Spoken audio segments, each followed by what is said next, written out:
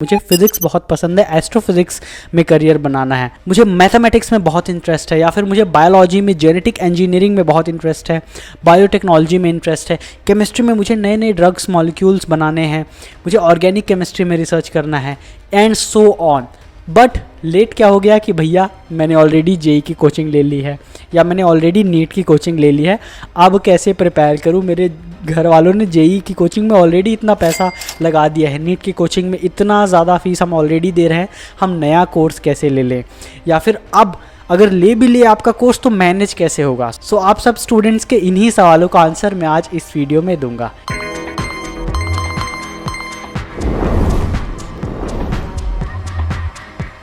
जब आप सभी स्टूडेंट क्लास 10th से क्लास 11th में आए थे तो आपको यही पूछा गया था ना, कॉमर्स लोगे या साइंस। एंड जब आपने बोला साइंस लेना है तो आपको पूछा गया मैथ्स लोगे, पीसीएम या फिर PCB bio.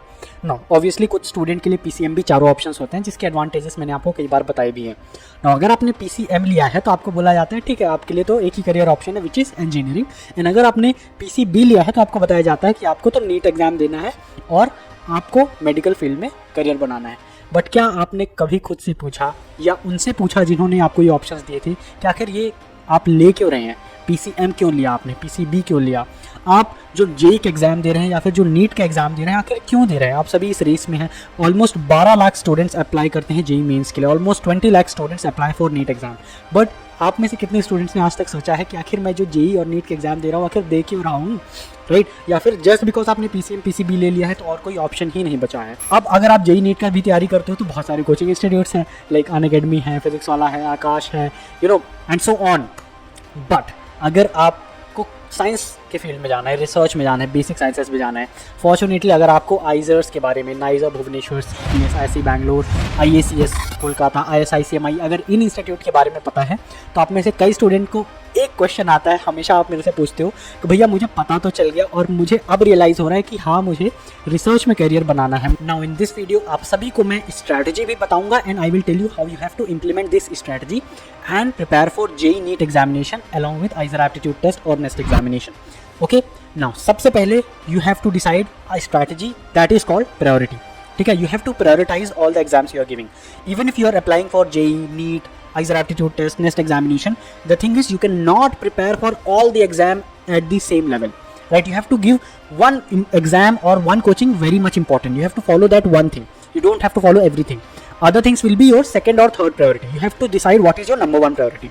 Now for the student who watch my channel and जिनका research में जाना number one priority है, जिनका SC Bangalore, IISER, NIISER, ICS, ISICMI, अगर आपका research institutes का सपना है लेकिन फिर भी आप जेई नीट की तैयारी कर रहे हो तो कैसे आप बैलेंस करोगे? Simple, you have decided that your priority is IISER aptitude test for example, then you focus everything about IISER aptitude test. Okay, you don't focus on other things as much as you want to focus on IISER aptitude test. Other things that means JEE या फिर NEET या फिर CUET can be your second or third priority. Okay, now how will you do that? So you have to focus on what are the important topics and chapters I have been telling you, the Sayastra mentors tell you, what are the mock tests that we are giving at Sayastra, what are the books we are giving at Sayastra, what is the exam pattern. You have to cover both theory and then solve the previous year papers that came from that chapter, right? All the questions in previous year papers that came from that chapter. So that is why we have given level 1, level 2 exercise in our Sayastra courses.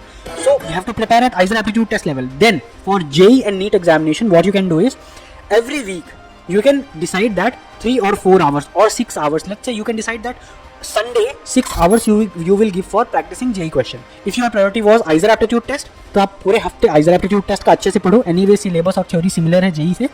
Sunday को आप decide कर सकते हो कि ठीक है मैं JEE के लिए 6 घंटे अलग से दूंगा, उसके क्वेश्चंस प्रैक्टिस करूंगा। And then you will realise how आपका IISER aptitude टेस्ट का प्रिपरेशन भी जेई में हेल्प कर रहा है। आपको बस क्वेश्चन का पैटर्न समझना है जेई का। ठीक है, सेम वे अगर आपका प्रायोरिटी है जेई एग्जामिनेशन या फिर NEET examination, what you have to do, whole week you study for JEE examination or NEET examination. Don't study for IISER aptitude test. Then on Sunday you can decide that for 6 or 7 hours I will give properly for IISER aptitude test practicing the question. So you have to make sure जो भी आपकी number one priority है उसको sufficient time दो and बाकी जो second third priority है उनको भी time दो, but result हर जगह से equal expect मत करो। ये मैं clarify करना चाहता हूँ, हर जगह आपको equal results नहीं मिलेंगे। नाउ ये चीज़ क्लियर है। चलिए अब बात करते हैं कि आपको टाइम टेबल कैसे डिसाइड करना है। सबसे पहली गलती जो आप सब करते हो, आप चाहते हो कि सारे एग्जाम्स में सब कुछ आपको आने लगे। आप जब थ्योरी पढ़ो तो पूरा थ्योरी याद हो जाए, जब आप क्वेश्चन पढ़ो तो सारे आपको क्वेश्चन आने लगे. That is not possible. No one can understand full theory only reading once. No one can solve all types of questions of JEE, NEET, IISER aptitude test और नेक्स्ट एग्जाम, बिकॉज आपको practice की जरूरत होती है, revision की जरूरत होती है.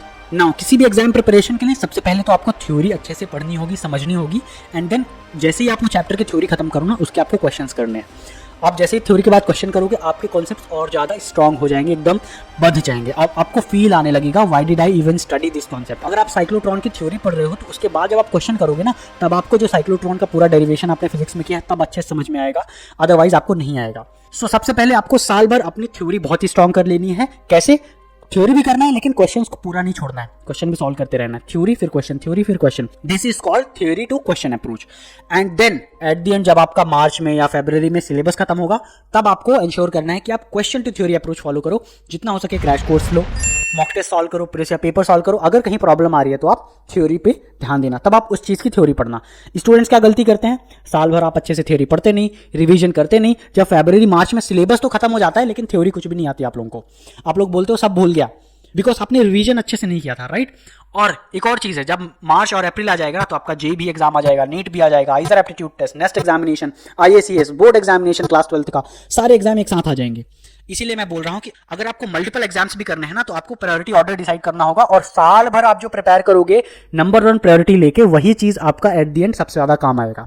ठीक है, आप हर जगह मत जाओ, खिचड़ी मत बनाओ सारे एग्जाम्स की, सारे कोचिंग्स की. ठीक है, अगर और कोई क्वेश्चन है, कोई डाउट है, तो मुझे आप मैसेज कर सकते हो पर्सनली इन दी सायस्त्रा app. You can also write in the comments below. All the best. अगर ये वीडियो आपको अच्छा लगा तो प्लीज लाइक कर देना एंड सब्सक्राइब कर देना. See you at your dream institute. Jai Hind. कोई भी सपना साकार करने के लिए सबसे जरूरी है सही कोच का होना.